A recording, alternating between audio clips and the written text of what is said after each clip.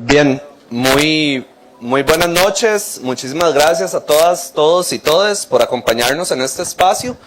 Este foro pretende abordar la situación actual de la educación pública, particularmente ante el embate de las políticas neoliberales que han sido aplicadas por los últimos gobiernos de turno, tanto en nuestro país como en la región latinoamericana. Por lo que hemos compuesto el siguiente panel que les presento: la compañera Gabriela Bonilla, de la directora regional de la Internacional de la Educación para América Latina. ¿Perdón? Don José Valverde Rojas, también investigador de la Internacional de la Educación.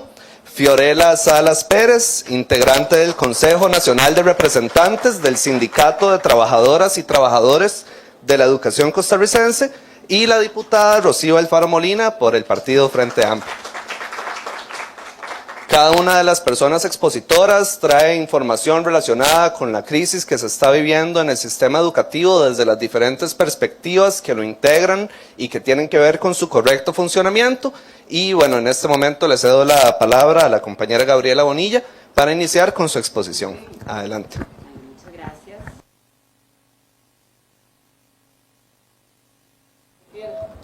¿Cuál? ¿Esto suena bien? ¿Esto suena bien? Entonces, ahí tienes que acercarte un poquito más. ¿sí? Ah, bueno, entonces regálame ese, sí, tener. Buenas tardes y muchas gracias. Y gracias, diputada, por esta invitación. Y de parte de la Internacional de la Educación, agradecemos mucho estos espacios que tienen que ver con democratizar la información que hemos construido desde sindicatos de profesoras y profesores, docentes de América Latina y del mundo, información, evidencia, investigación aplicada sobre cómo es que se construyen las crisis en la educación pública, a quién le funcionan las crisis en la educación pública y a quiénes le sirven estas narrativas antipúblico en general. Decirles que la Internacional de la Educación es una federación mundial, internacional, representamos 33 millones de trabajadoras y trabajadores. Fuimos la primera internacional en estar en Palestina, solidarizándonos contra los bombardeos. Y bueno, nuestro Congreso Mundial sí sacó una declaración muy fuerte en la defensa de la paz y de las democracias como la base para el derecho a la educación pública. Hoy vamos a conversar un ratito, por suerte tenemos esta mesa, porque don José es investigador y ha estado en toda América Latina con sindicatos que están discutiendo para dónde llevar la política educativa, y la compañera Fiorella también, que es de una organización sindical afiliada. Entonces, lo que yo voy a conversar con ustedes es, digamos, un proceso colectivo de conocimiento de personas que están en aula de clase, que son parte del movimiento pedagógico latinoamericano, que es un esfuerzo político de los sindicatos para aportar insumos para dónde va la política educativa. Entonces tenemos docentes que están en el aula de clase reuniéndose diciendo por qué el 8% del PIB tiene que ser el presupuesto que tengamos, por qué el currículo no puede reducirse a matemática y español, por qué la educación no puede ser estandarizada, por qué a los docentes no se les puede castigar en su estabilidad laboral según los resultados de exámenes de sus estudiantes. Y el movimiento pedagógico además ha puesto en discusión temas claves como, bueno, como dicen en El Salvador, dicen no nos demos paja, pero no nos engañemos, la política educativa no es neutral, ¿sí? Es una política más que está en disputa y claramente está en el marco de la disputa de cuáles sociedades queremos, cuáles gobiernos queremos, cuál administración pública queremos. Entonces, claramente, estamos notando cada vez más, les voy a dejar este documento, sobre las alianzas público-privadas. Hay una tendencia en toda América Latina y en el sur global de gobiernos que están muy cómodos tercerizando sus tareas estatales, ¿sí? Gobernando en alianza público-privada. Una comodidad espeluznante, ¿verdad?, de entregar estas tareas, y entonces tiene que ver con entregar la soberanía pedagógica. Cuando los gobiernos cada vez más dejan que actores, fundaciones privadas, ONGs, sectores religiosos tengan un asiento en el diseño y en la implementación de la política educativa. Y desde la Internacional de la Educación también se ha discutido mucho, bueno, el rol de las personas trabajadoras de la educación y esta noción que tienen el Banco Mundial, el Banco Interamericano de Desarrollo, la OCDE, a través de sus propuestas de entender a las personas docentes como simples replicadoras de reformas, ¿verdad? Una noción neoliberal de las personas trabajadoras. Yo les voy a dejar, luego ustedes ingresen, si son, digamos, gente que les gusta googlear, ingresen al Observatorio Latinoamericano de Política Educativa, OLPE, ahí tenemos una serie de publicaciones, hay una específica sobre Costa Rica, sobre cómo están funcionando las tendencias de privatización y comercio. Entonces, la educación privada es una cosa, está regulada por la ley. El comercio, los negocios con educación pública son otra cosa. ¿Qué estamos viendo? En todos los países, recortes permanentes al financiamiento público, pero al mismo tiempo es una desbandada de contratos, de contrataciones y tercerizaciones a grupos privados. Entonces no entendés cómo es que no hay plata pública para la educación pública, pero estamos llenos de contratos, ¿sí? Y tercerización. Junto con esta tercerización, vemos un ataque permanente a las trabajadoras y trabajadores en educación. Vemos titulares criminalizándonos cada vez que salimos a discutir y a pedir presupuesto. Una permanente responsabilización a la educación pública bastante cínica. Por ejemplo, cuando nos responsabilizan de la pobreza, del desempleo, cuando sabemos que en América Latina no hay políticas de primer empleo, no hay políticas de acceso al cuidado, ¿sí? Para familias de personas jóvenes que te permita tener unos trabajos estables y bueno, claramente se está violentando también el derecho a la asociación y a pertenecer a un sindicato. Entonces, estamos en un contexto donde hay gobiernos abiertamente hostiles, ¿sí? Al financiamiento de la educación pública. Y hay gobiernos más cercanos al campo democrático y popular que lo que está pasando es que no tienen recursos porque no hay reformas tributarias, entonces tampoco pueden responder a la política social que se necesita. Entonces, hemos hecho en la Internacional de la Educación un par de investigaciones, también les voy a dejar esta, una mirada sindical y latinoamericana a las recomendaciones que nos hace la OCDE sobre qué hacer con nuestra política educativa. Les voy a contar, por ejemplo, cuando hablamos de las alianzas público-privadas, de ahí lo que hemos dicho en la Internacional de la Educación es el mito de que lo público está fallido. Esa narrativa de que lo público no funciona es la narrativa que le sirve a los negocios, ¿sí? Hay unas redes impresionantes, unos clusters de negocios alrededor de la educación pública y unos actores a los que nunca se les piden, digamos, cuentas. Ahora, ¿verdad? Que te dicen, hay una crisis en educación. ¿Quién está revisando la cantidad de ONGs y fundaciones que han estado vendiéndole servicios, por ejemplo, al Ministerio de Educación Pública desde hace 40 años? Se nos pide cuentas solo a las trabajadoras y trabajadores de educación. Pero, ¿verdad? Hay unas redes de negocios, tanto en Costa Rica como afuera. Estamos viendo entonces que esta narrativa contra lo público es una gran estrategia de negocios, un gran marketing para quienes quieren venderle servicios al Estado. Lamentablemente, muchos ministerios de educación también se creyeron eso, ¿verdad? En todos los países vas viendo cómo hay sectores dentro de los ministerios de educación que también creen conveniente lo privado y tercerizar y entregar. Y entonces lo que estamos viendo es, ojo, las alianzas público-privadas lo que funcionan es para permitir un continuum de control de algunos grupos sobre los recursos públicos y sobre la orientación que tiene la política educativa. Cuando leemos las recomendaciones que le hace la OCDE a los países de América Latina en política educativa, aquí un paréntesis, la OCDE, Organización de Cooperación y Desarrollo Económico, una organización que surge estrictamente con el mandato de facilitar los negocios y los intercambios comerciales.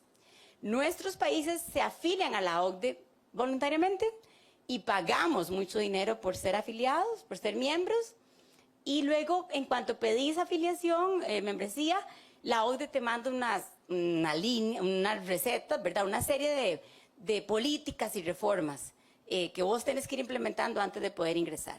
En educación, la OCDE que ha dicho, ojo con esa vaina de la gratuidad universal, no, la gente que pueda pagar, que pague.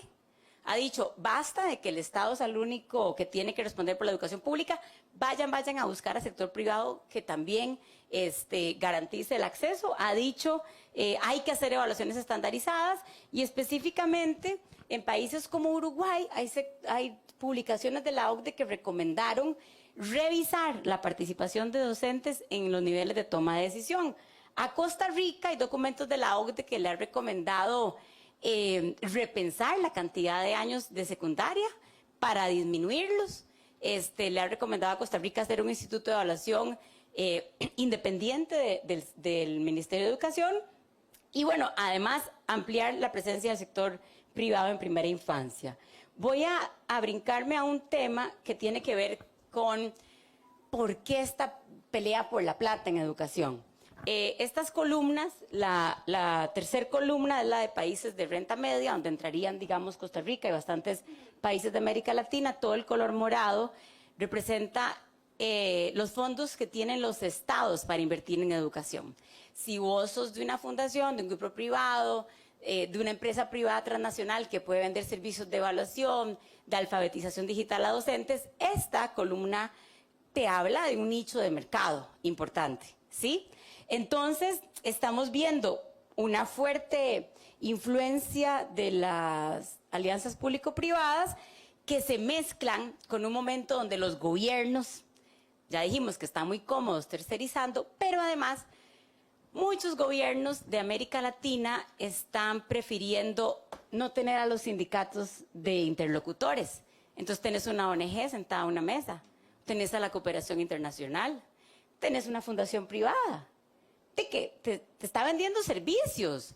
Entonces no son interlocutores, digamos, que vayan a plantearte una disputa de hacia dónde va la política educativa. Ellos van a vender servicios. Entonces, ¿qué pasa? Allí donde los gobiernos no quieren honrar el diálogo social, allí donde los gobiernos prefirieron ignorar el valor del trabajo pedagógico de las personas que están en el aula, vemos crecer los modelos de alianza público-privada. Ojo, porque estamos en Centroamérica, aparte de este discurso de que es que no hay plata, está el otro discurso, y aquí también la OCDE lo ha, ¿verdad?, recomendado, el tema de la innovación en financiación. Ojo, gente, innovación en financiación. Busquen documentos sobre una cuestión que se llama, pago por resultados, y busquen información sobre una experiencia en varios países del África subsahariana que se llamó la gran acción, The Great Share. Tiene que ver con llamar a fondos de especulación, a los trust funds, a meter plata en educación, en escuelas. ¿Qué pasa? Que los trust funds, los especuladores, lo que tienen son, digamos, gente que les coloca plata en ciertos sectores que son atractivos. Pueden meter plata en explotación de la madera teca, pueden meter plata en, digamos, eólicas, ¿verdad? Energía eólica, y pueden meter plata en educación, en algunas escuelas. Para que los sectores especuladores quieran meter plata, tenés que estar generando datos permanentemente y apegándote, ¿sí?, a formatos estandarizados que te dan resultados. Entonces, claramente hay una entrega de la soberanía pedagógica cuando decís, bueno, que vengan actores de especulación a financiar o que vengan diferentes fuentes de financiamiento. Solo el Estado garantiza el derecho a la educación pública y solo el Estado tiene obligación de garantizar el financiamiento. Entonces, cuando se abren a estas fuentes de financiamiento, claramente empezamos a dejar que tambalee el sistema educativo. Voy a dejarles también, y esto creo que es una discusión de la que no podemos, digamos, abrir mano, como dicen en Brasil, que tiene que ver con cómo, digamos, de las políticas de recorte, de las políticas de ataque a lo público, se abre una distancia.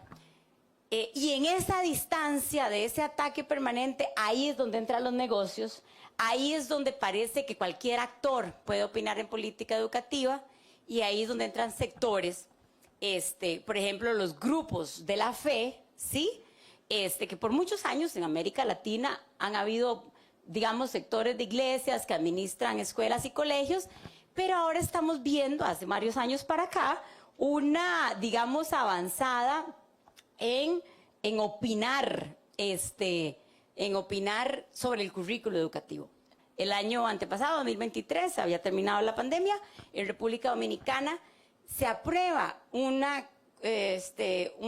decreto que le entrega 300 escuelas públicas a la Confederación de Iglesias Evangélicas, reciben plata pública, ¿sí?, para sostener las escuelas, y la Confederación se niega a implementar todo el currículo educativo. No se implementan los temas de derechos humanos, no se implementa ningún tema sobre diversidad, etcétera. En esta revista que hicimos hay una investigación importante sobre cómo esto no es casualidad. Vos tenés en Colombia, en Honduras, en Perú, en Brasil, en Costa Rica, ¿sí?, dinero de sectores, nosotros les llamamos pues empresas de la fe, incidiendo y con el mandato específico de incidir en política educativa. Entonces ven que sí está en disputa. Ale, ¿me quedan 2 minutos?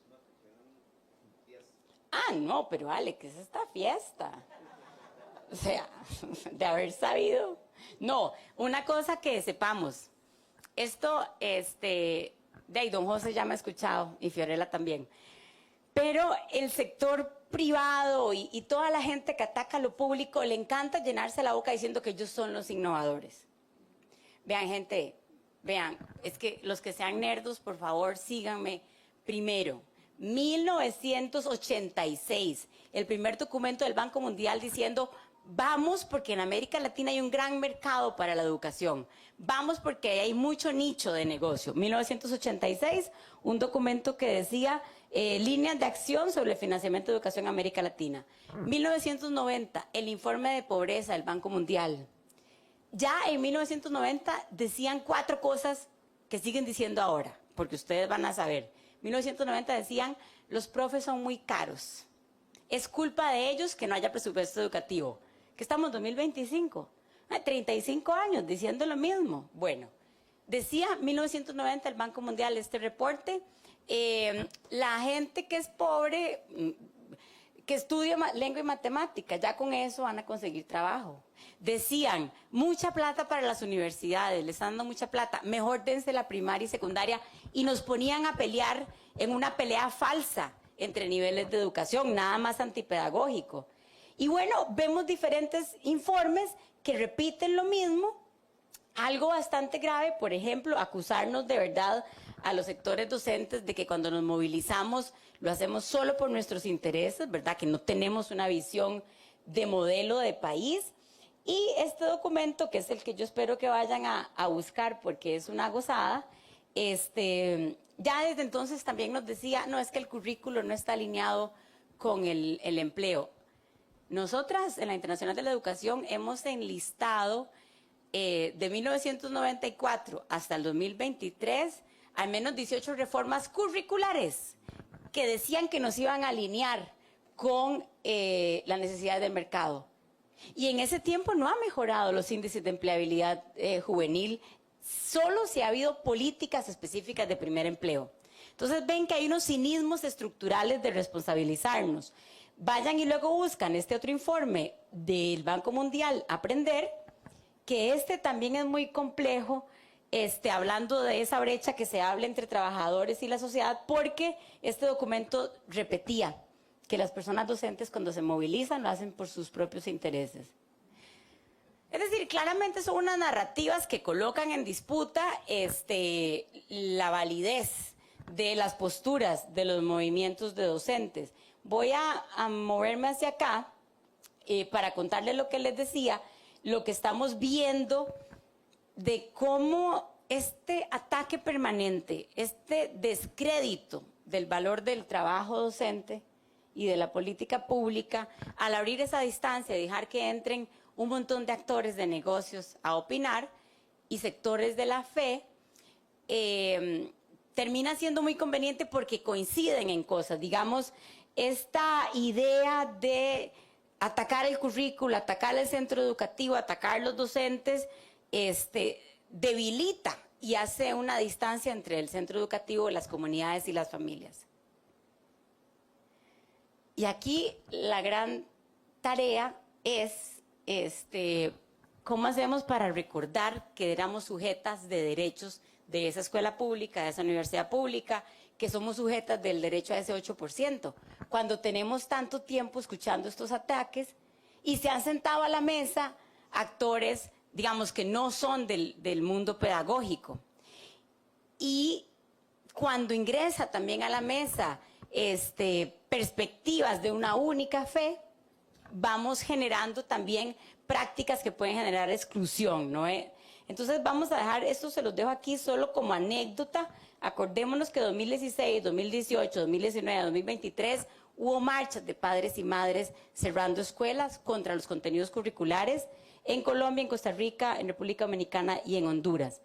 Y acordémonos también que en 2019 en Bolivia, sectores de la fe apoyando el golpe contra el gobierno de Evo. En 2021, Keiko Fujimori sentándose con 700 dirigentes evangélicos. En Brasil, el gobierno de Bolsonaro destinando un 10% del dinero en comunicación a radios de iglesias y a televisoras de iglesias. Y en Costa Rica, antes que el actual presidente fuera electo, hubo un acuerdo donde se comprometió a entregar Ministerio de Educación, Ministerio de Salud y Relaciones Públicas a sectores de la fe. Es decir, aquí no hay nada nuevo, ¿verdad? Esa famosa innovación que te dicen que es que lo público falló porque no era innovador. Mentira, aquí hay recetas iguales estandarizadas, diseñadas permanentemente, y luego llegamos a estas narrativas de que la educación está en crisis. Voy a saltarme esto. Sepan que ahí está una serie de investigaciones para que las puedan usar. Y la de Costa Rica hace un énfasis en esta forma de gobierno educativo en formato de alianza público-privada. Hoy en la mañana, ¿verdad, Bolívar? Hoy se lanzó un análisis mundial de la Alianza Mundial de Estudios de las Alianzas Público-Privadas en Educación, que decía, atención con esos mitos que nos hacen creer que son más baratas las alianzas público-privadas, que nos hacen creer que son más efectivas, más transparentes. Así es que hay un llamado y estamos poniendo mayor atención a estas narrativas en las que han estado tan cómodos nuestros ministerios. Por último, diputada, yo le voy a dejar aquí unas recomendaciones que sacó Naciones Unidas sobre la profesión docente. De aquí al 2030, en el mundo se van a pensionar 44 millones de docentes. 44 millones. De aquí al 2030, ¿cuántos años quedan? Eso, ven que la educación pública está bien, sí. No hay 44 millones de personas estudiando pedagogía en el mundo. En América Latina se van a pensionar alrededor de 3 millones de docentes. Es decir, de aquí al 2030, la profesión docente tiene que hacerse preguntas.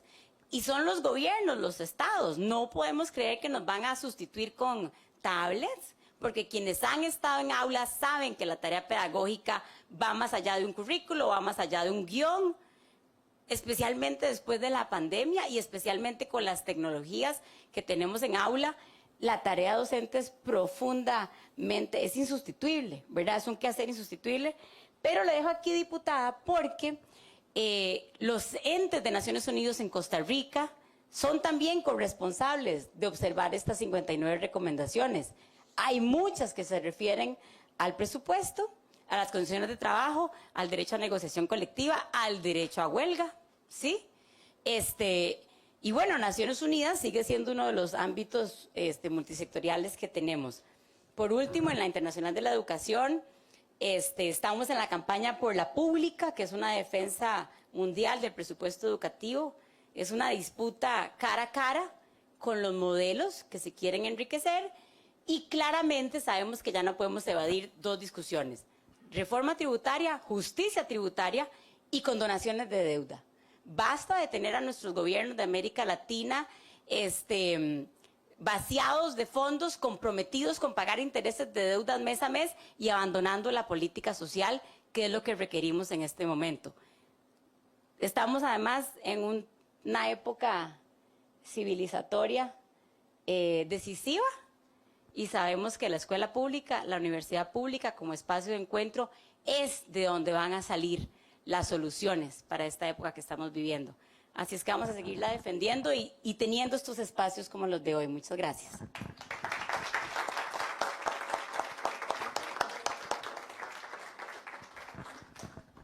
Muchísimas gracias, Gabriela, por la exposición. Seguidamente continuaríamos con la compañera Fiorella Salas Pérez del Sindicato de Trabajadoras y Trabajadores de la Educación. Buenas noches, un gusto para mí acompañarlos. Estoy representando a doña Georgina Alvarado, que es nuestra secretaria general, que se disculpa por no poder estar aquí, pero les manda sus calurosos saludos. Vamos a esperar a que nos compartan ahí la presentación. Vamos a hablar un poquito de la realidad educativa, una mirada a través de las personas trabajadoras del Magisterio Nacional.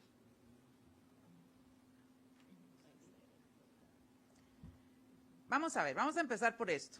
Todos comprendemos que la situación fiscal que existe en el país es apremiante, pero no quiere decir que se tiene que entonces agarrar del presupuesto de educación para ellos poder salirse del meollo donde están. La formación integral debe ser vista como un elemento garante de la democracia, puesto que la misma constituye una inversión social y que a futuro, como nos dijo Gaby, traerá paz social y dinamización económica al contar con mayor número de personas preparadas en el mercado laboral. La crisis de la educación costarricense no es un apagón, como el eslogan que tenía el MEP, ¿verdad? Que el apagón educativo, no, eso es, o sea, no es un apagón. Es que no es como apagar un interruptor y encenderlo y ya se solucionó, las cosas no son así. Vamos a ver las principales causas que hemos tenido para que existiera ese apagón. El rezago educativo, número 1. La improvisación. Unas evaluaciones sacadas de la manga y unos programas que, bendito sea Dios, ¿verdad? Ni siquiera sabemos dónde estaba ni la ruta, ni la propuesta, ni nada. Un recorte presupuestario y la regla fiscal. El deterioro de la infraestructura de los centros educativos y la precarización laboral. El 9º informe del Estado de la Educación, publicado en agosto del 2023, nos dice que para el año 2022 solo 317 de las 3.687 escuelas del país ofrecían el currículum completo. O sea, solo el 8.6%. Al país le tomaría alrededor de 60 años lograr que 33% de las escuelas ofrezcan el currículum completo. ¿Y cuál es la respuesta ante las necesidades de ese informe? Bueno, estandarizar un currículum completo. Los estudiantes necesitan por lo menos 7 horas obligatorias de recibir lecciones y esto no pasa en las escuelas unidocentes. Eso lo sabemos, solo por dar un ejemplo. La infraestructura, fraccionamiento de grupos por espacio, el bono demográfico y para terminar, que lo vimos en pandemia, la brecha de la conectividad educativa. Improvisaciones. Creo que todos somos testigos de lo que ha habido, ¿verdad?, en estos últimos años. Lo peor que ha podido pasar en los últimos años, las pruebas nacionales estandarizadas. No hubo claridad para qué las hicieron. No hay una explicación del método, la metodología para aplicarlas. No existió un proceso de validación, una disparidad contextual total. Y entre los criterios expuestos, nunca había nada que fuera hecho por expertos. No son comparables y carecen de generalidades estadísticas. Hay una emergencia pedagógica y de gestión administrativa que se evidencia en las pruebas internacionales estandarizadas como la TERCE y las PISA. Pero ¿cómo vamos a tener nosotros buenos resultados ante los desastrosos políticas educativas que no tenemos, ¿verdad? Ya ustedes saben y vamos a hablar más adelante de eso. Cuando se han postulado buenas visiones y buenas políticas anteriormente, pero las desechan y entonces ponen a prueba sus grandes ideas que vienen en el camino, solo los que están en escritorios. Vamos a hacer algunas comparaciones odiosas tocando un poco lo que ahora comentó Gaby. Inversión porcentual del PIB según los ingresos con otros países de la Organización para la Cooperación y el Desarrollo Económico. Costa Rica 7% del PIB, otros países 4.5% del PIB, Irlanda un 2.9% y su PIB en educación. PIB en Costa Rica versus Inglaterra o Francia. Inversión nominal per cápita. Los países de la OCDE invierten un promedio de $10,102 anuales por estudiante. Irlanda invierte $8,223 por estudiante. Costa Rica invierte apenas $4,997 por estudiante. Ni con el 8% del PIB nacional en inversión educativa, como manda la Constitución, podemos lograr equipararnos con los países que la OCDE, con quienes están comparando nuestros resultados académicos. Los resultados educativos están determinados por la inversión. Los resultados de las pruebas PISA confirman que los países que más invierten en educación son los que mejores resultados alcanzan y viceversa. Costa Rica debe subir su inversión educativa al 8% nacional, ¿verdad?, del PIB, si espera obtener mejores resultados, y aún así estaría por debajo del promedio de la OCDE. El artículo número 78 de la Constitución fijó el aporte del 8% del PIB y la Sala Constitucional lo ratificó en el voto 2016-1283. La UNESCO, las Naciones Unidas, la UNICEF y la CEPAL, ellos han informado que los países que no invierten en educación van a tener un retroceso importante. Qué lamentable para nuestro país. ¿Qué requiere inversión? El currículo universal. Empezando por la formación en la primera infancia, la estimulación temprana, en la neurociencia, los Sensinay, las redes de cuidado, la contratación, es urgente, la contratación de profesionales con horarios completos, formación inicial, capacitación continua, eso dejó de haber hace muchos años en el Ministerio de Educación. Ponen capacitaciones virtuales en el tiempo en que los docentes están trabajando, ¿quién se va a conectar, verdad? O sea, la acreditación, reconocimiento de carrera profesional, inversión en programas de equidad, aprovechar el bono demográfico, conectividad, formación en competencias digitales, el caso FOD, fortalecimiento de la educación técnica y la ETP dual, el desarrollo de un pensamiento lógico, matemáticas, idiomas, entre otros. En Costa Rica, el Sistema Nacional de Acreditación de la Educación Superior, SINAES, ha acreditado un total de 53 carreras y programas en el área de educación, lo que representa un 20% de las 266 acreditaciones otorgadas hasta julio del 2024. Recorte del presupuesto. El 8% del PIB para educación y las falacias sobre la inversión educativa. Vamos a ver esto, qué interesante. En el 2014 pasamos de una inversión de un 7.12 del PIB a un 5.80. En el año 2023 a un 4.9 y en el 2024. La ley 9635 a partir del 2020 incluye además en el presupuesto, en el PIB, al INA, a los Sensinay y a las redes de cuidado. La principal tarea de la educación pública es fortalecer la democracia y defender la soberanía de este país a través de una formación integral, pero en las últimas 2 décadas la avanzada hacia el desmantelamiento de la institucionalidad brinda un escenario muy complejo. El presupuesto asignado a la educación pública en Costa Rica es de 2.586.414, lo que equivale al 4.9% del Producto Interno Bruto. El global se podrá tener hasta que se contabilicen los montos que se delimitan en las partidas presupuestarias del INA y las redes de cuidado. Se han recortado programas de equidad, solo la red de cuidado 10% más que el año pasado. No hay nuevas plazas, hay un rezago operativo y cierres técnicos. Ahora, hablemos del deterioro de las infraestructuras de todas las escuelas y colegios de este país. Hay carencias de recursos para la construcción de nuevas instalaciones educativas y cobertura de servicios. Hay 849 órdenes sanitarias, 123 más que el año 2023. Escasez de recursos tecnológicos, falta de material didáctico y muebles, aumento entre la brecha entre escuelas urbanas y rurales, un impacto en la seguridad escolar, desmotivación del personal docente y administrativo, una reducción en la ejecución de programas y actividades culturales. Entonces esto nos lleva a una precarización laboral. Y a esto se suma la ley de empleo público, los salarios congelados y la recarga laboral sin un objetivo pedagógico. Y cuidado, porque a marzo habían aumentado en 300% las incapacidades. Y por ahí decían esos maestros vagabundos, ¿verdad? Por ahí dicen eso.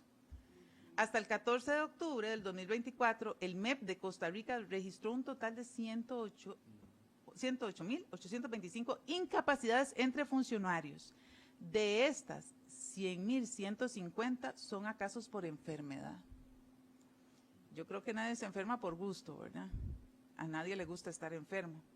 Eso es un 92% total de las incapacidades. ¿Cuáles son las aspiraciones reivindicativas?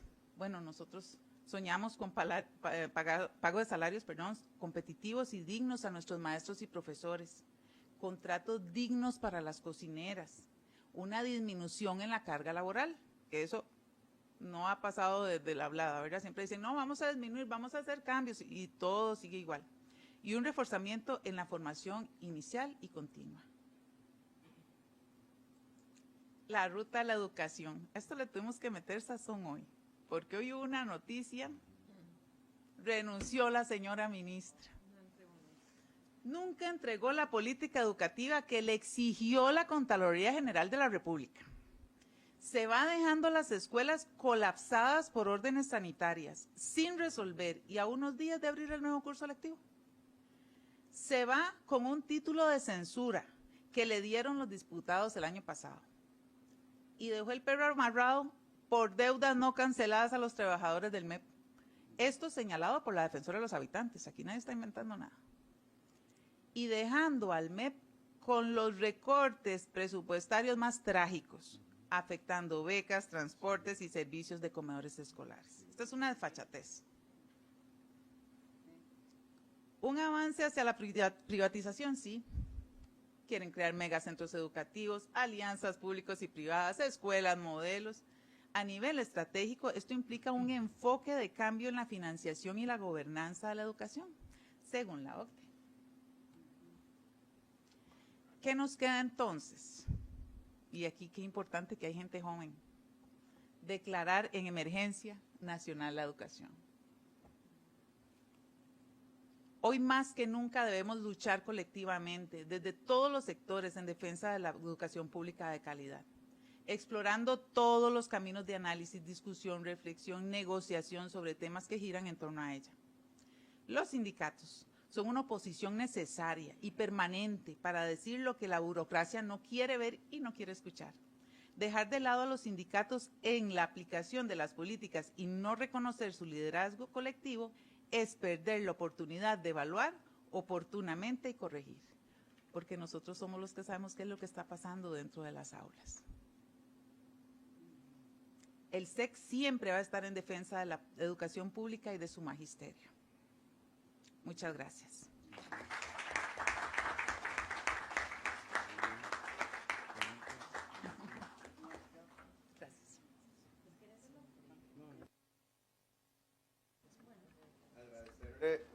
Agradecerle mucho a Fiorella por su exposición y a continuación tendríamos la exposición de don José Valverde Rojas, investigador de la Internacional de la Educación.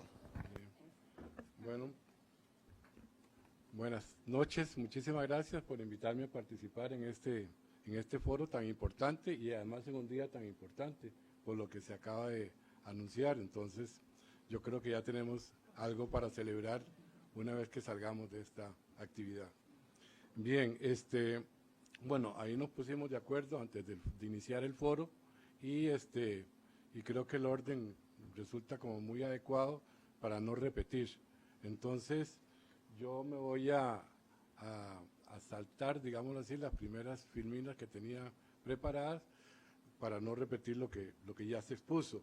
Solamente, como veo que hay muchas personas jóvenes, lo cual es excelente, ¿verdad? Tremendamente motivador, voy a hacer una referencia a este primer renglón que tengo, diciendo que la crisis de la educación en Costa Rica inicia con la implementación de las políticas neoliberales en los años 80. Entonces, tal vez sería importante hacer la mención de que entre los años 50, sobre todo, y los años 80, hubo una expansión de la educación en Costa Rica sumamente importante, ¿verdad? Hubo una cobertura muy amplia, hubo una profesionalización del ejercicio docente, se desarrolló la carrera docente, etcétera. Sí, hubo un progreso muy importante en el campo de la educación, que se tradujo claramente ya hacia finales de los años 70 e inicios de los 80 en un importante mecanismo de bienestar social, de ascenso social para importantes grupos de la población costarricense. Yo creo que muchas personas posiblemente de las que tenemos mayor edad, que estamos acá, somos resultado de esas políticas educativas de los años 50, 60 y 70, porque de otra manera no hubiéramos podido estudiar, digamos, en universidades privadas no hubiéramos podido estudiar. Logramos estudiar y convertirnos en personas profesionales y con ciertos niveles importantes de bienestar, precisamente porque logramos acceder a una escuela pública, a un colegio público y a una universidad pública. Entonces, digámoslo así, ese es como el gran legado que nos dejó este país entre los años 50 y los años 80. Y como planteaba la compañera Gabriela, a partir de los 80, entonces emergen las políticas neoliberales en el país. Y aquí nos referimos solo a educación, pero habría que decir que las políticas neoliberales han afectado toda la vida de la sociedad costarricense y de América Latina y más allá, ¿verdad? En el campo de la educación, de la salud, es tremendo el impacto que ha tenido la educación, en todo el impacto de lo que es la infraestructura y transporte nacional también, y en otros campos podríamos también mencionar el impacto que ha tenido las políticas neoliberales. Entonces, a partir de los años 80, realmente yo diría que se inicia un proceso de deterioro de la educación costarricense.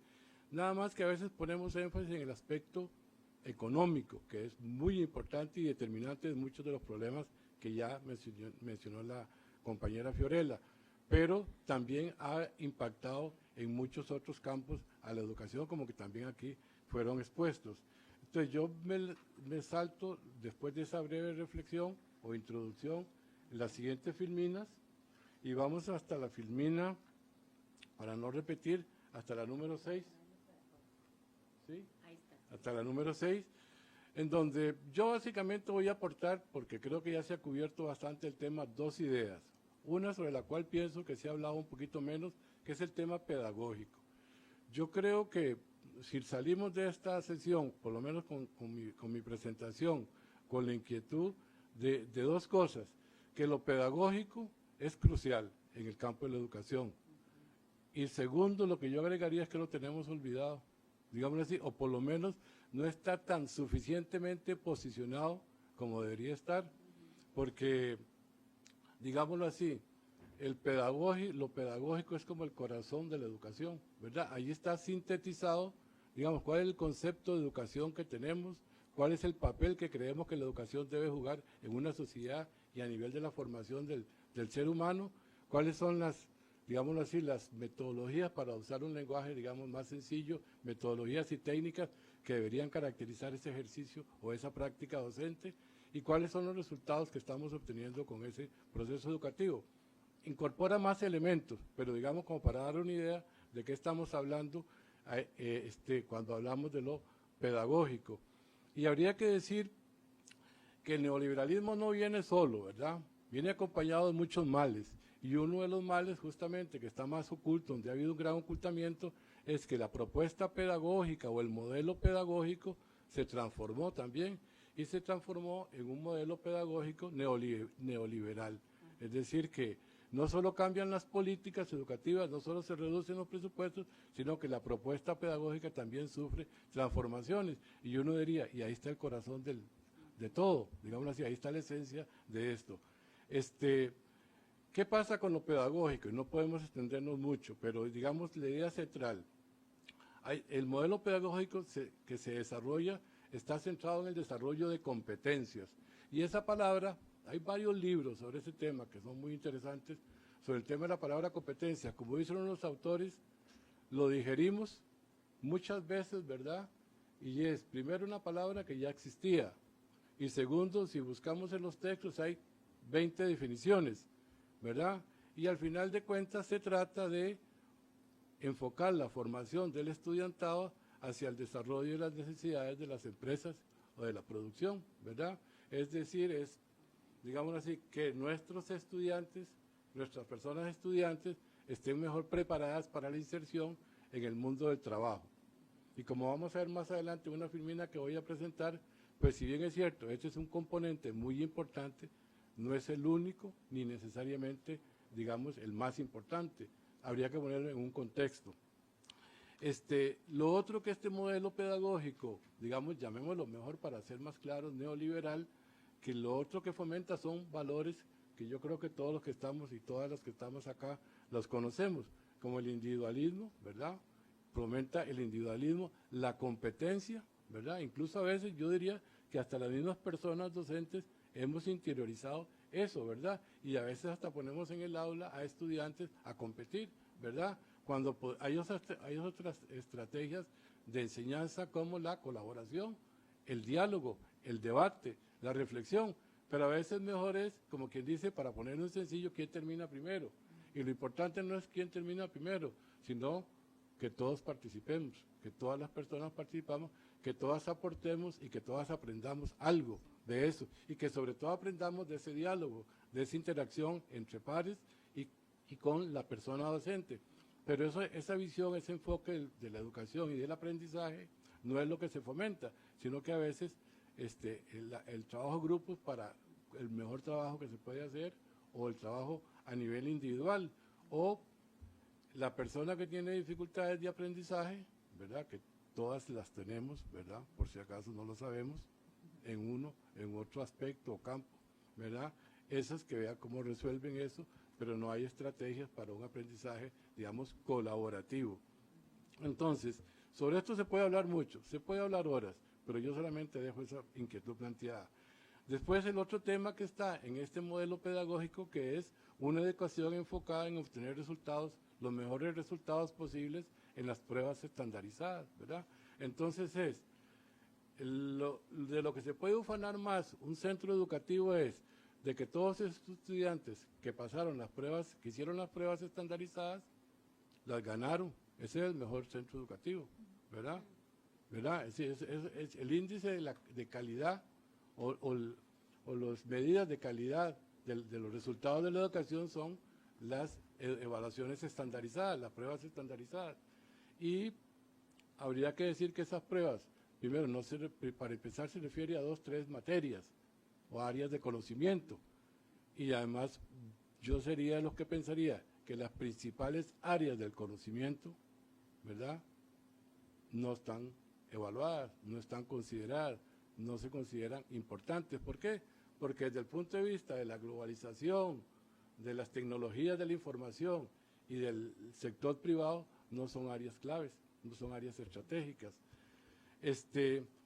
Otro aspecto que habría que llamar la atención es el tema del predominio todavía de una pedagogía tradicional. Una pedagogía, digamos que básicamente lo voy a decir así, en donde los docentes transfieren conocimientos y valores a educandos, entendidos estos como simples receptores, es decir, estamos hablando de la educación bancaria, ¿verdad? Entonces pasa una cosa muy interesante. Si ustedes leen la política educativa de la administración de Luis Guillermo Solís, que se formuló una política educativa, ustedes ven el enfoque de esa política, es súper progresista, digámoslo así, como el enfoque socioconstructivista, y ven los enfoques y los conceptos, están excelentes. Incluso uno podría que algunas estrategias didácticas están bastante bien, Pero ¿cuál es desde entonces a la fecha, porque todavía se dice que esa es la política que está vigente, cuál es la práctica docente? Totalmente divorciada de eso. Incluso de eso que se queda corto, porque esa política está enfocada básicamente en competencias, es decir, lo principal está comprado, pero aún así no se practica, ¿verdad? Entonces, en un proceso de formulación de política educativa que participamos con el SEC, un aspecto que era interesante era preguntarle a las personas docentes que primero si conocían la política educativa, la mayoría no la conocen, y si la conocen, si esa política corresponde con su práctica docente. No corresponde con su práctica docente. Entonces, una de las principales conclusiones de esas sesiones de trabajo, ¿cuáles eran? De ahí que se les dé a conocer a las personas docentes cuál es la política y cuál es la propuesta pedagógica que debería desarrollarse para implementar esa política.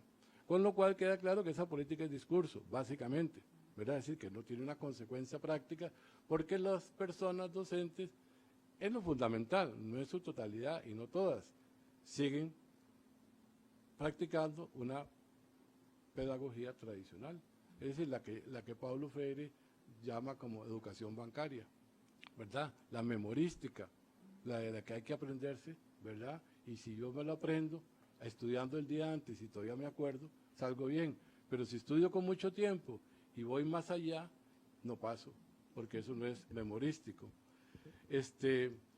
Y el otro punto, que me parece que la compañera Gabriela ya lo mencionó, que es el de negación de la importancia de la mediación pedagógica presencial y del papel de la persona docente en el proceso educativo, ¿verdad? Ahí hay dos amenazas importantes sobre las cuales en el campo pedagógico hay que llamar la atención. Nos están vendiendo la idea de que es posible prescindir de la persona docente en el proceso educativo. Nos están vendiendo esa idea. ¿Por qué? Porque ya existen propuestas pedagógicas estandarizadas y empaquetadas.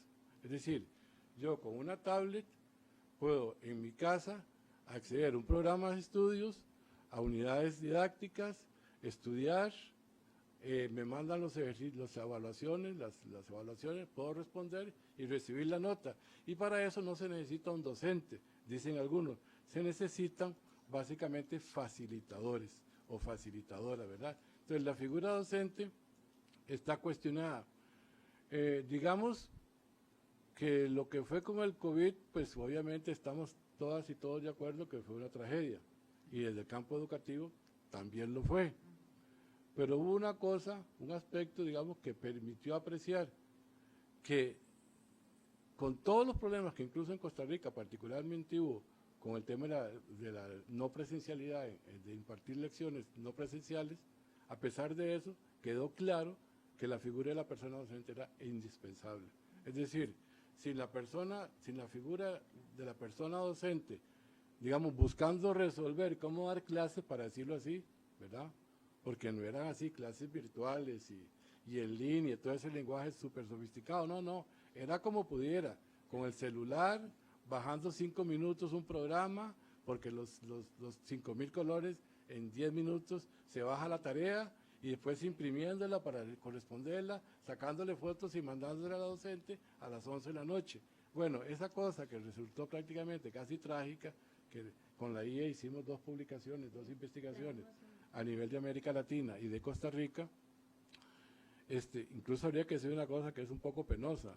La investigación fue en 9 países, y yo diría que los que salen más mal parados era Costa Rica, paradójicamente, ¿verdad? Paradójicamente, porque nos ufanamos de muchas cosas, pero a pesar de ser de eso, hay países con condiciones mucho más precarias en cuanto a su sistema educativo que resolvieron mejor el tema de la educación no presencial que como lo resolvimos nosotros, en donde a veces los estudiantes no sabían si tenían clases o no tenían clases, o si el curso lectivo se había acabado y lo habían ganado o no. Habría que mencionar, se podrían mencionar mucho, pues yo voy a solo mencionar uno de ese momento, que nos puede hasta un poco incomodar, pero en El Salvador se resolvió bastante bien, bastante bien. En Honduras, con mucho menos recursos y acumulado en el campo educativo, se resolvió bastante bien. en República Dominicana. Pero Costa Rica yo diría que fue de los países que estuvo más rezagado en cuanto a este tipo de experiencia. Entonces, paso a lo siguiente. ¿Cuál es el modelo educativo que los neoliberales añoran y desean para todas y todos nosotros? Lecciones facilitadas por personas asesoras académicas que administran un aula digital a distancia con actividades de aprendizaje entre pares y trabajo individual por computadoras, es decir, virtual. Que la figura de la persona docente, digamos, no sea necesaria, ¿verdad? ¿Y cuál es la visión que nos quieren ahora con este gobierno vender con respecto al Programa Nacional de Formación Tecnológica, con toda esta readecuación? Es textual de una de las declaraciones cuando se anunció este programa, el 15 de octubre del 2024. Dice, esta propuesta lo que se plantea es un alineamiento, es textual, de la educación a la visión país de una economía centrada en manufactura y servicios de alta tecnología. Sí, es lo que estoy diciendo, digamos, lo que estoy tratando de decir, hace media hora está dicho aquí en 2 renglones. Es decir, que lo que nos quieren convencer es de que la educación tiene que estar dirigida a servirle a una economía centrada en la manufactura y servicios de alta tecnología. Lo demás no hace falta. Por eso es que el currículo completo no hace falta. Por eso es que solo el 8% de los centros escolares tienen currículo completo. Porque no hace falta, porque si usted revisa la tabla de quienes no tienen los centros educativos, en qué materias es artes musicales, deporte, educación cívica, educación física, artes plásticas, filosofía, música. Esas son prescindibles, por eso también la compañera Gabriela planteaba de que me hacía una pregunta casi que antes de que pensaba, ¿es intencional o no? Claro que es intencional, por supuesto, hay que bajar el costo, los costos y un currículo no completo contribuye a reducir mucho los costes. Y si desaparecemos a la persona docente y aparece la tablet, digamos, esto va a salir mucho más barato. Sí, gracias por avisarme. Entonces, digamos, pasamos a la siguiente parte. Entonces, es necesaria una propuesta pedagógica alternativa al neoliberalismo. Hay que caminar en esa dirección. Es decir, yo plantearía que la política educativa es necesaria, pero no es suficiente. La política educativa nos pone en otro norte, en otra dirección. Pero la pregunta es, ¿y cómo le vamos a dar contenido a esa propuesta educativa? Yo pienso que solo con una propuesta pedagógica educativa alternativa al neoliberalismo. Digamos que se oponga, que contrarreste la política educativa neoliberal. Una política que casualmente recupere el concepto de la educación como un derecho humano, que se está perdiendo y que ahora ya se hace referencia, y que garantice el acceso y la permanencia de la población estudiantil en el sistema educativo. En otras palabras, hay que impulsar un nuevo modelo pedagógico que promueva una formación crítica, solidaria, incluyente, pluricultural, intercultural, participativa, liberadora, científica e innovadora, puesta al servicio del ser humano como herramienta fundamental para su propio desarrollo y de la sociedad. Es decir, lo contrario a lo que plantea el neoliberalismo y, digamos, y uno podría agregar, y lo que plantea este gobierno, no solo este gobierno, pero particularmente este gobierno, que enfrente a estudiantes y docentes a la realidad que viven y se desarrollan, que la fuente de los contenidos educativos sea su propia realidad social en vínculo con la comunidad, que supere la tradicional forma de enseñanza vertical, donde la persona docente es la depositaria del conocimiento y la persona estudiante el receptor pasivo de ese conocimiento.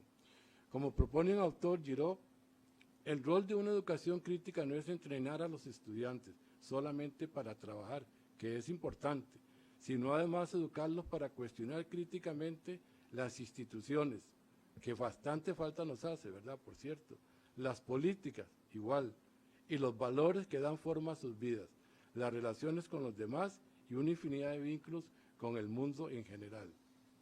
En síntesis, una pedagogía que promueva una visión del mundo crítica, analítica, reflexiva, que de manera recurrente interpele a estudiantes y docentes sobre el origen del conocimiento, que nos hagamos esa pregunta y que no lo digiramos sin cuestionarlo. las interpretaciones posibles y sus consecuencias, que promueve el desarrollo pleno de la persona estudiante y de la sociedad. Y quiero terminar con esto que casualmente me llegó a las manos hoy por WhatsApp, ¿verdad? Que por dicha existe para ciertas buenas cosas. Entonces, ¿cuál es la crisis en la que estamos hoy con el actual gobierno? La crisis actual es síntoma de algo más que va más allá de las políticas neoliberales, y eso me parece importante destacarlo. Es decir, el neoliberalismo tiene todos estos males que hemos destacado, pero yo creo que se le están sumando otros, entonces hay que estar alerta, hay que mirar hacia Estados Unidos, hay que mirar hacia Argentina, hay que mirar hacia Italia, hay que mirar hacia España, hay que mirar hacia Alemania, y de ahí a muchos otros países más. Se trata de la imposición de una ideología negacionista, dice el investigador Luis Paulino Vargas, que quiere destruir todo lo que han avanzado los países en materia de educación, salud, derechos humanos y otros campos. Solo así se logra explicar la eliminación de programas como afectividad y sexualidad. Eso está en esa perspectiva negacionista, que siembra odio, que quiere dividirnos y que quiere quitarnos todos los derechos, ¿verdad? Incluso que quedemos solo en una posición, digamos, defensiva, por decir mucho. Como dice Luis Paulino, se trata de fuerzas centrífugas que no integran ni acercan lo diverso y heterogéneo, sino que lo repelen, y entonces generan división, fragmentación y dispersión. O sea, su ideología negativa se resuelve como una ideología del odio, puesto que se odia aquello que, de una u otra forma, se aleja de cierto patrón o estándar predefinido. Muchas gracias.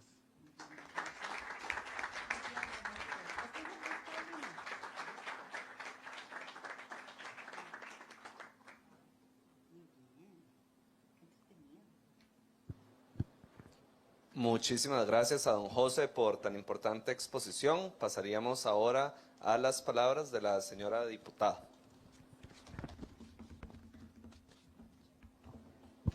Muchas gracias, sí.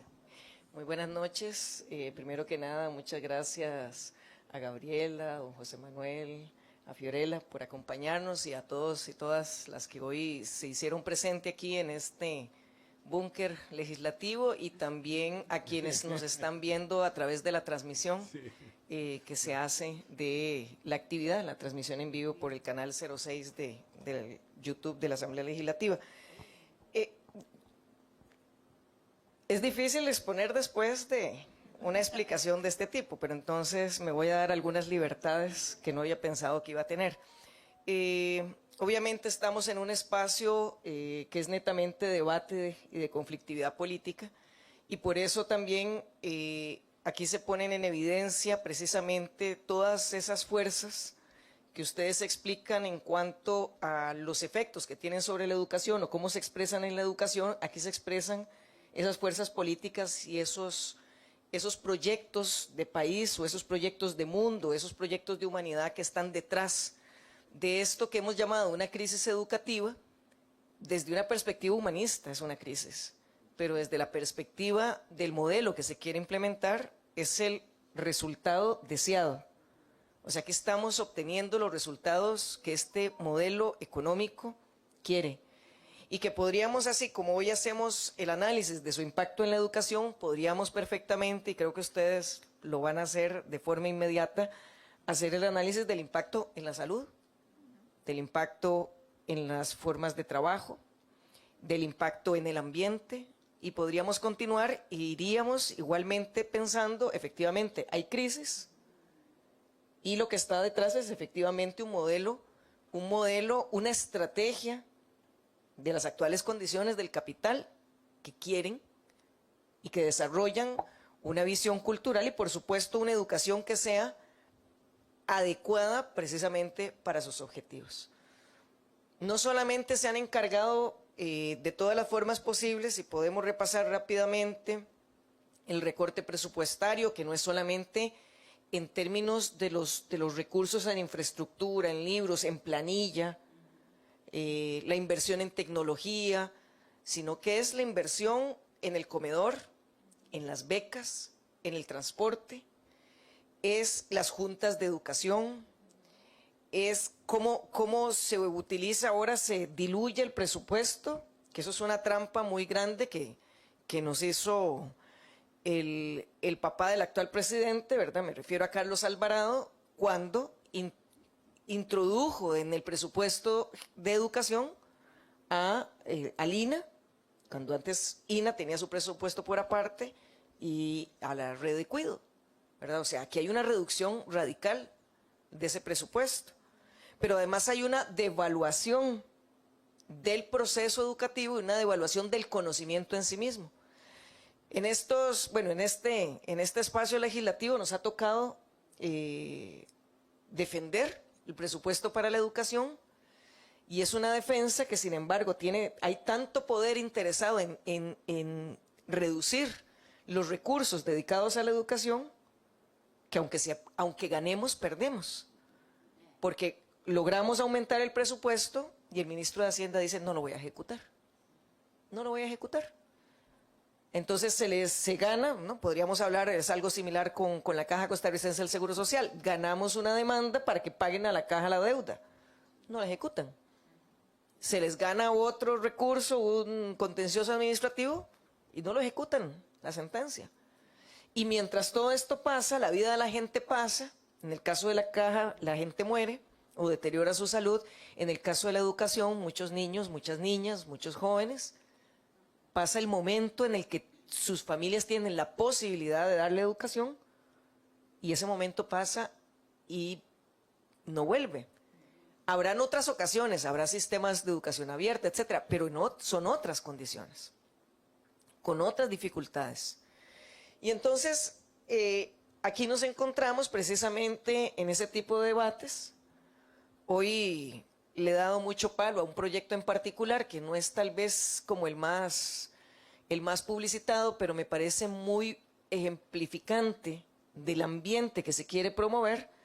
Es un proyecto que es para que las universidades públicas no sean las que hagan el reconocimiento y la equiparación de títulos universitarios.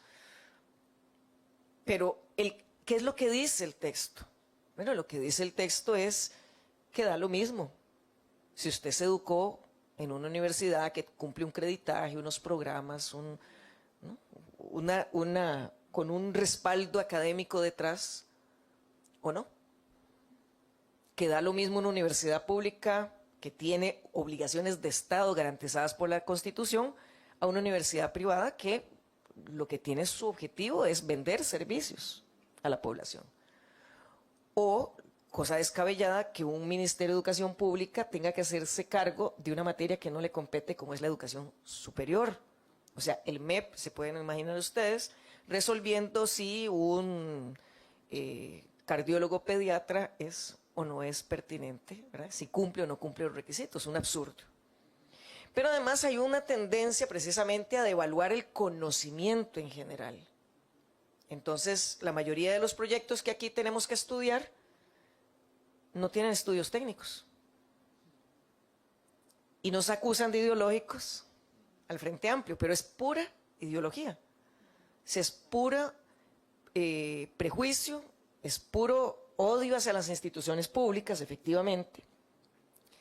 Y la idea de la sustitución del Estado por las alianzas público-privadas están desde los muelles, las carreteras, está, ¿verdad?, toda la infraestructura, pero está también en todas las funciones de la vida. ¿No? El Estado debería de hacerse a un lado y la gente resolver. Ahora, ¿cuál es el resultado de esto? No solo son los contenidos en la educación, es la exclusión. Si pensamos cuántas personas se quedan fuera cada vez que hay un recorte de becas, cuántas personas se quedan fuera cada vez que se cierra un comedor, cuántas personas se quedan afuera cuando un camino no se arregla, si pensamos principalmente en la ruralidad, cuántas personas van a estar fuera porque se salieron y han anulado absolutamente el programa de informática educativa. Está anulado. ¿Eso qué significa? Estar fuera no solo del sistema educativo, sino de otras muchas posibilidades. ¿Por qué? Porque ser analfabeta tecnológico en este momento es una forma de analfabetismo que garantiza la precariedad. Pero es que también yo pienso que nosotros no podemos, incluso cuando pensamos, bueno, un modelo alternativo educativo, sí, pero tiene que estar dentro de un modelo de sociedad completo, alternativo. ¿Por qué? Bueno, porque lo que tenemos a la vista es un modelo de sociedad en donde lo que quieren es gente que trabaje 12 horas por un salario mínimo. Eso es lo que dice el proyecto. Doña Daniela Rojas, aunque le dé cólera después ver el video, que a alguien le pasará, dice en la Comisión de Asuntos Jurídicos, tenemos que competir por los costos de la mano de obra con Haití. Bueno, ese es el modelo de sociedad. Haití, que ha pasado por todas las guerras, todas las colonizaciones, todas las injusticias, todos los saqueos, los desastres naturales que uno se puede imaginar, todo le ha pasado a Haití. Que a través de su historia no le perdonan, que fue la cuna de la rebelión y el inicio de la lucha contra la conquista. Sigue siendo. Y entonces, con todo lo que esta sociedad invirtió en otro momento en la expansión de un Estado que le apostaba a una gallinita de huevos de oro que era una Costa Rica productiva, una Costa Rica educada, una Costa Rica estable, una Costa Rica que no ocupaba ejército, no porque éramos muy pacíficos, porque también hay que desmitificar las cosas, sino porque ¿para qué represión si tengo hegemonía? Y la hegemonía es el maestro metido aquí diciendo que sí, que no. O sea, toda una ética, una moralidad, unas reglas del juego, que por supuesto era más vivible para quienes estuvieron incluidos. No todos estuvieron incluidos siempre, pero bueno, pero ahora le apostamos a una Costa Rica que ya no tiene esa movilidad social que antes era prometida y que era lograda. O sea, ¿cuántas historias de las universidades en donde los chicos y chicas cuando se gradúan, o algunos no tan chicos, que ya se gradúan grandes, dicen soy el primero en mi familia? El primero en mi familia de entrar a una universidad, el primero en mi familia de salir graduado de una universidad. Y lo que eso implicaba era unos mejores ingresos, una visión de mundo más amplia, un acceso a la cultura más amplia, cosas que ahora no suceden. Porque ahora, por más que se estudie, y no es para hacer sentir mal a la juventud que hoy se ha hecho presente aquí, sino más bien para decirles, hay mucho más por qué luchar. O sea, no es posible que la gente saque y estudie y va al técnico y va a esto y va a lo otro y saca. Y los que logran entrar a las universidades terminan, salen y siguen siendo, no son sujetos de crédito para una familia, para una vivienda, no tienen posibilidades de tener un trabajo estable, ¿no? Uno ve un trabajo estable y pasó un dinosaurio, ¿verdad? De pronto. No hay trabajos estables. No hay seguridad de nada, no hay seguridad social. Los que trabajan en los call centers, que se sienten que están en el Olimpo, resulta que son las nuevas esclavitudes, la nueva esclavitud moderna, pegado a una máquina donde le miden su productividad por segundos. Donde algunos, ahí están bromeando con algún compañero que trabaja en un call center, si no logran salir a tiempo de esos espacios, y pues lo que hacen es vivir hasta los... Vamos a calcularle ahí, hasta que en los 40 hacen su primer infarto. Porque es un trabajo de mucha tensión, un trabajo mal pagado, que incentiva hábitos de vida poco saludables, sin derechos laborales, donde a menudo no conocen a sus compañeros de trabajo y entonces tampoco tienen interiorizada una identidad de clase, donde es imposible organizarse sindicalmente. Uy, dije la palabra prohibida, sindicatos. Esa es una de las cosas también que están aparejadas a este modelo de sociedad, que la gente no puede organizarse, ni movimiento sindical, ni movimiento estudiantil. Pues sí, claro, se fragmenta la educación. Qué lindo sería, dirían los neoliberales, cada estudiante estudiando en su casa, para que ni siquiera tampoco tenga identidad de una colectividad que tiene unas vivencias, que tiene unos sufrimientos, que tiene unas aspiraciones, donde el derecho a lo lúdico, hasta lo lúdico se fragmenta, se individualiza, donde para muchas personas y no es una crítica a quienes nos ven por la red, porque algunos tendrán dificultades materiales para poder venir, pero donde muchas personas, qué pereza verse con más gente, ¿no? Mejor lo veo en mi teléfono, ¿no? Y veo la clase, el curso, etcétera, y no me vinculo. Y así es como empezamos a aprender a comportarnos como el sistema quiere. Y entonces aquí vemos cómo se va eliminando, cómo se va creando unas condiciones laborales para los y las docentes que terminan quemados, con el síndrome del quemado, en porcentajes altísimos. La última investigación que se hizo en Costa Rica, que ya tiene muchos años, más de 10 años, hablaba de que casi el 70% de las personas docentes están en alguna etapa del síndrome del quemado. No me imagino cómo estamos ahora. Posiblemente ya todo el mundo está participando del síndrome. Condiciones laborales en la ruralidad terribles, sin los recursos, con la angustia de los chiquitos que llegan y chiquitas que llegan hambriados a las clases o abusados, sin poder recurrir realmente a una estrategia institucional para protegerles, y la angustia se la traga y se la tragan los docentes, y las estudiantes y los estudiantes la viven en la angustia de su soledad que les es enseñada y que se les muestra como la única manera de vivir, ¿verdad? Entonces, efectivamente, nosotros estamos ante el embate de unas tendencias que no es un invento de Rodrigo Chávez. Ese señor no se le ocurre nada.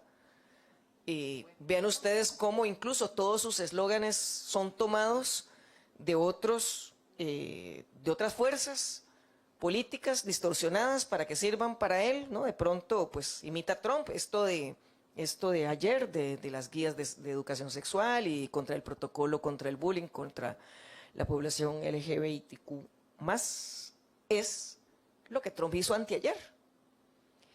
Pero además no tiene la desfachatez porque él cree que es muy grande, y le queda un poco grande la chaqueta, pero bueno, él quiere imitar a un López Obrador con un mañanero, o imitar a un Hugo Chávez con un aló presidente, y entonces nos hace ese circo, ¿verdad?, que es realmente muy violento y muy desagradable, de las conferencias de prensa, donde permanentemente vulnera incluso a los propios. ¿Por qué? Porque esa es la educación.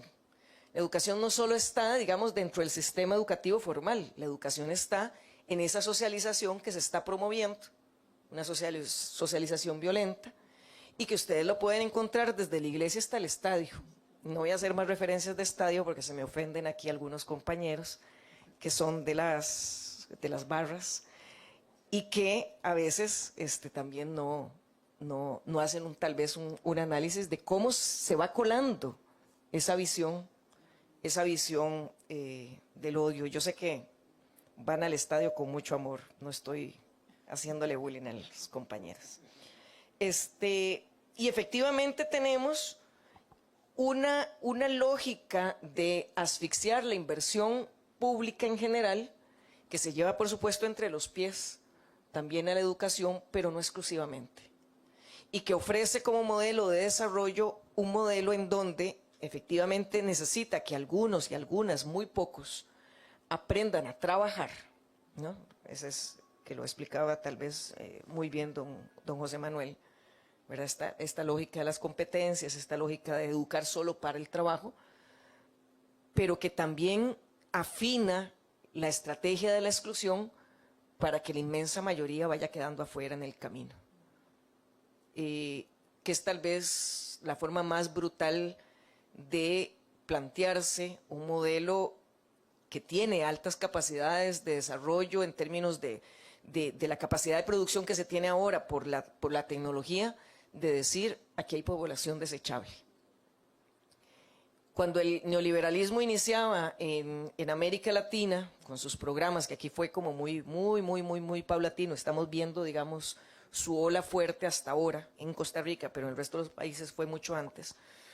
Si pensamos en los inicios de los 90, ya en Brasil y en Colombia habían acuñado el término los desechables, para precisamente hablar de esa población, principalmente niños y niñas, que no hacía falta contabilizar para incluir dentro del sistema de seguridad social ni el educativo, ni mucho menos los derechos laborales. Nosotros nos estamos acercando peligrosamente ahí. Nos acercamos ahí cuando escuchamos el desprecio por la población adulta mayor. Nos acercamos ahí cuando escuchamos el desprecio que se siente por la población migrante, o por la población que pasa hambre, o por la población joven que tiene que abandonar precisamente sus sueños, que como seres humanos, o sea, esto no es un romantizar nada, es que como seres humanos eso es lo que nos va a caracterizar y diferenciar de otros seres, tener esos sueños, esa capacidad de proyectarnos, esa capacidad de aspirar, y mucho menos cuando esos sueños son además colectivos, cuando alguien se revela ante el formato en donde solo se puede soñar desde el individualismo, o incluso cuando hablamos desde la fe, cuando la gente solo piensa en la salvación individual y si le va bien y prospera, para utilizar las expresiones utilizadas más comúnmente, y cuando prospera es porque está en bien con Dios. Y entonces, ¿qué pasa con los que no prosperan? El mensaje es brutal, porque es peor, porque agrede incluso esa fe que tiene la gente, esa esperanza que tiene la gente, y lo que se le muestra es eso: no se preocupe por la comunidad, hágase cargo de cada quien de sí mismo, ¿verdad? Entonces, ¿significa esto que todo está perdido? No, por supuesto que no. Lo que sí es que para poder pensar en un sistema educativo que realmente no esté en esa crisis leída desde nuestros valores, desde los que estamos aquí y de ustedes, para que esa educación salga de la crisis, no podemos pensar la educación de una manera autorreferencial, de una manera aislada. Tenemos que pensarla profundamente vinculada a todo el sistema económico de este país, al modelo de sociedad, al modelo de humanidad que se está promoviendo. Y estos elementos que se han apuntado aquí, aplicarlos precisamente a todas las demás áreas de la vida, porque sería imposible tener un sistema alternativo, un sistema educativo alternativo al neoliberalismo, si el neoliberalismo sigue avanzando y sigue reclamando víctimas y sigue exigiendo unos seres humanos hechos a la medida para poder continuar con su modelo de producción, con su forma de generar más brechas, con su forma de empobrecer masivamente, en donde decir reparto justo de la riqueza es como insultarle. Aquí hay muchas diputaciones que cada vez que yo me doy gusto, hablo mucho de la distribución justa de la riqueza, y entonces yo veo donde alguna gente siente que uno le está escupiendo en la cara. Bueno, porque ellos representan esos intereses económicos y representan esa visión de mundo en donde hay seres humanos que son descartables y en donde todo es visto en función de negocios. La escuela será valiosa si le puedo vender algo. La salud será valiosa si se puede aprovechar de... Pero es que no todos pueden pagar. Eso no es de interés. Eso no es de interés para este modelo. Entonces, creo que entender lo que sucede en educación nos permite precisamente referenciar a todo el modelo.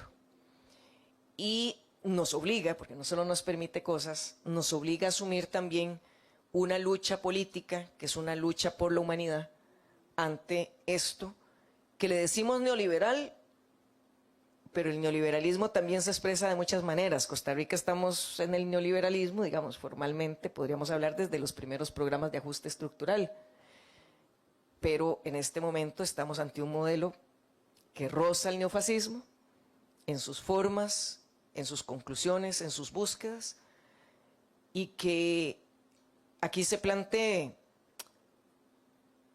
hasta, porque creo que cada día se superan, ¿verdad? Pero que hasta los niños y niñas y jóvenes deben de ser alejados de la información científica que les permite tomar decisiones de vida para ser felices con su propia sexualidad, eso demuestra mucho el desprecio por los seres humanos.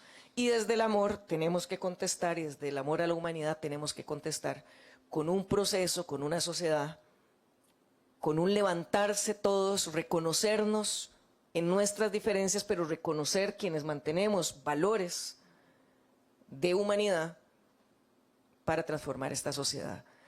Cada momento que se pierde, cada año que se pierde, cada elección que se pierde, cada gesto, cada lucha que se pierde, no vuelve para muchas personas.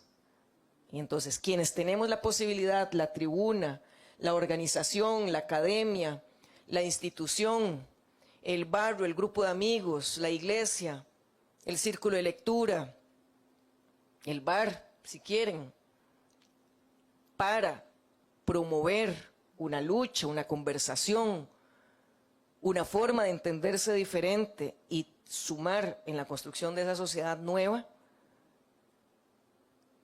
hay que hacerlo. No se puede dar un paso atrás porque algunos no podrán luchar y los que podemos tenemos que hacerlo. Muchas gracias.